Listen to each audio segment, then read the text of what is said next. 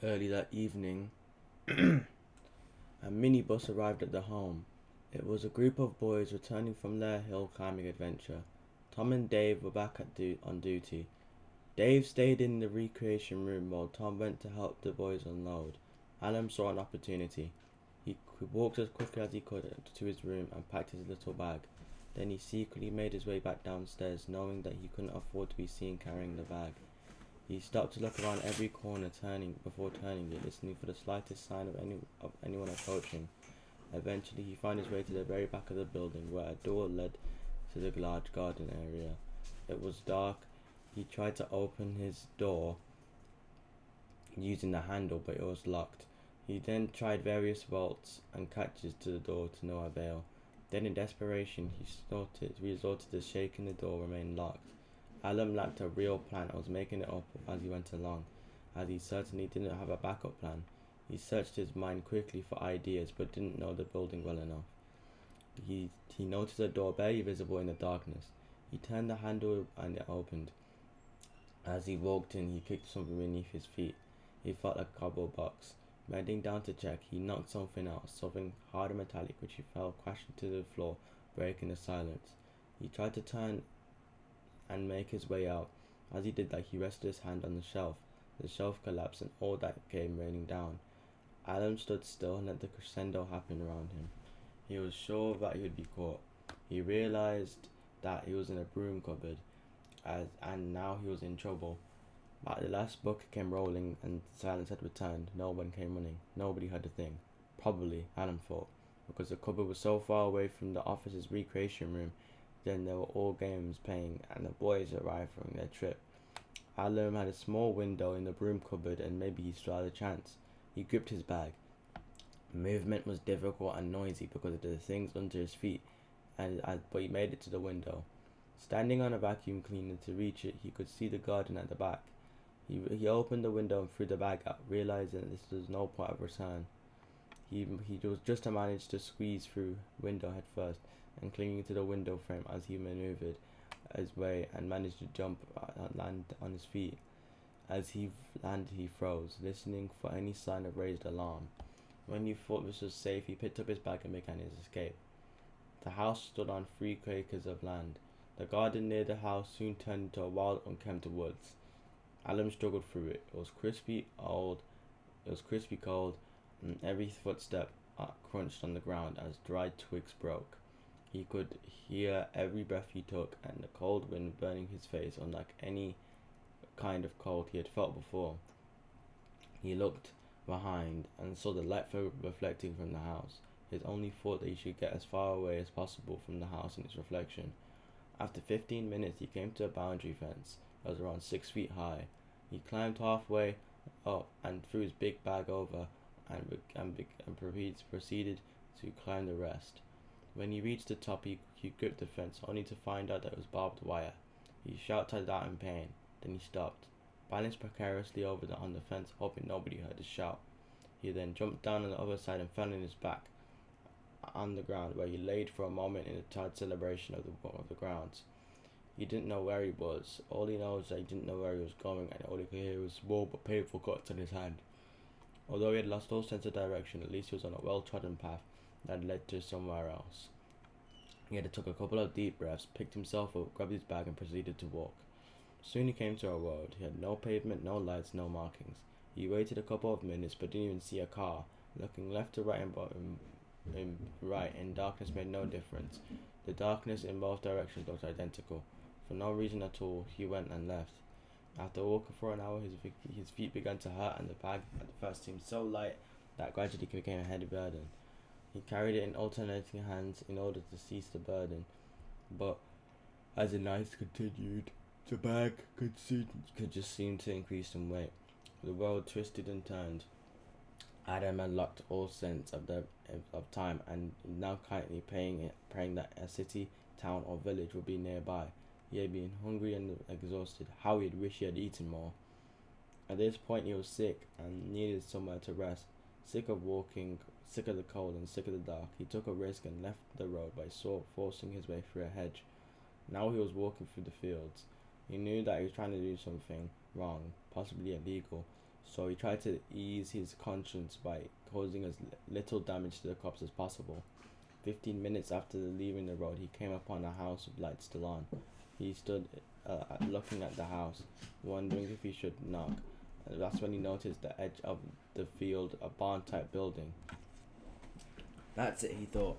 I shall stay in there. He made his way to the building, keeping his head as low as he could. There was a large wooden barn with large doors that were unlocked. He opened one slightly and entered, but he could see nothing inside. He began to feel his way around. Everything was dirty and muddy, and you could feel cold metal, the barn of vehicles and machinery. In the center of the barn, he came across a big wheel. One of the wheels are a large tractor. Next to the wheel, he felt a step, and he climbed up and he found his way into the cabin. It wasn't warm, but it wasn't dry. At least it wasn't cold outside. The driver's seat was reasonably comfortable, and he thought there was high enough ground to make it difficult for any hyenas or snakes to get him. He closed the cabin door, filled it in his bag to find an extra shirt, and put it on and fell asleep in the driving position. And the next morning he woke up to the sound of children laughing. He was quite high up, looking down at various strangers of machinery in the barn. Realizing he couldn't hang around, he quickly grabbed his bag and climbed down. He peeped out the door to see three children getting into a large Land Rover Jeep, which had a woman in the driver's seat. Alan presumed this was a mother taking their children to school. Soon all the children were in the vehicle and they were driving away. He wanted to head down at the same path the Land Rover had gone down, but he had thought that might lead to a major road. But to get to the path he would have had to pass the house. He left the barn and made his way to the path, keeping low and hiding from the farm vehicles, hedges and walls as he left.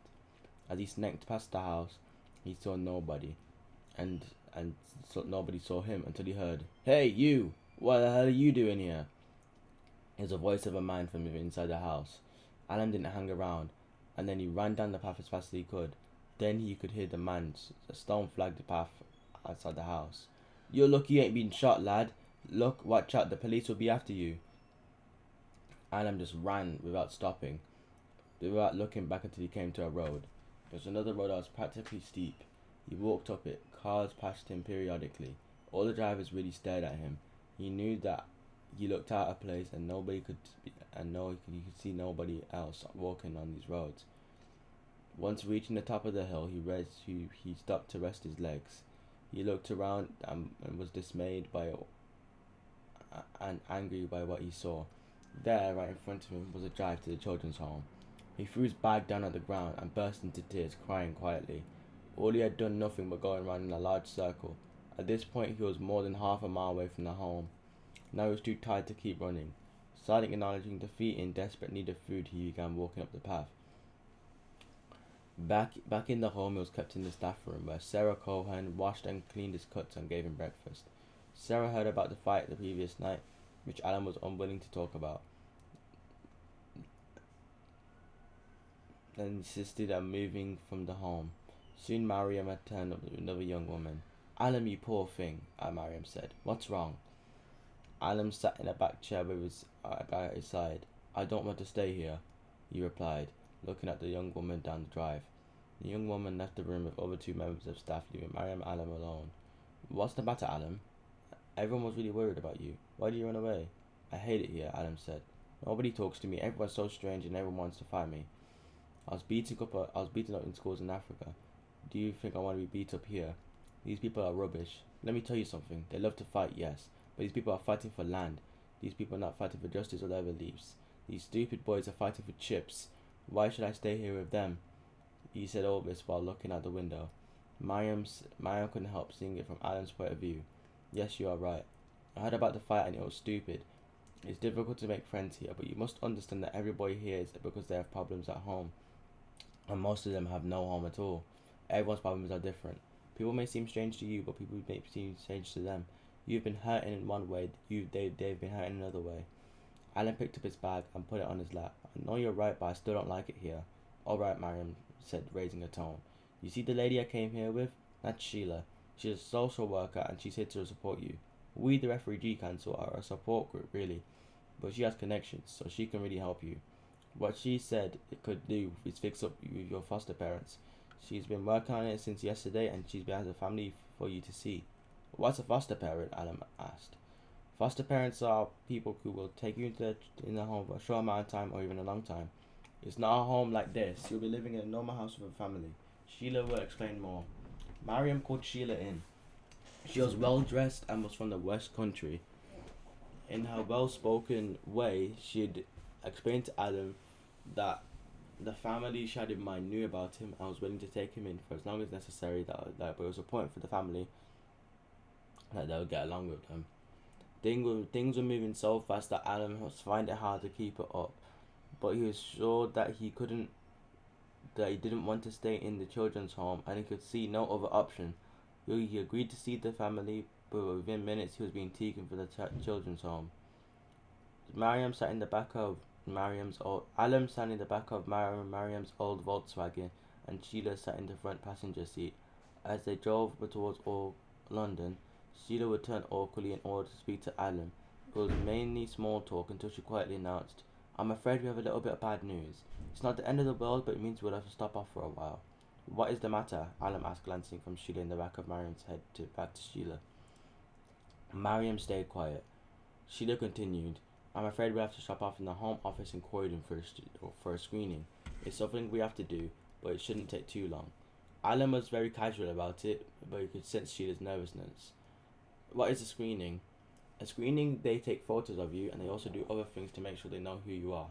The government requires all asylum seekers to go through it now." "It's not very nice," Mariam said without taking her eyes off the road. Just after an hour they were in the Home Office in Croydon. After waiting for half an hour, Alan waited for the screening, with Sheila and Mariam closely watching every detail. Alan was photographed, fingerprinted and interviewed and given a number. On the way he was given a piece of paper which had to sign to confirm his number.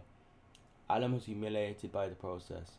As they drove deeper into London, Alan asked if he was now a criminal, if Mariam replied, "The system is not fair. There is no one more innocent than you, but they look at the way that you've been treated. Criminals are all over the world, but the big difference is a dictatorship and a democracy that is with criminals that are voted in." There were bitterness in Mariam's voice, as watching the screening process brought back memories to her own screening. She had to tell herself to stop talking, as she didn't want to bomb Alan with her personal views. So they continued the journey, staring down at his hands, which were still stained with ink from the fingerprinting session.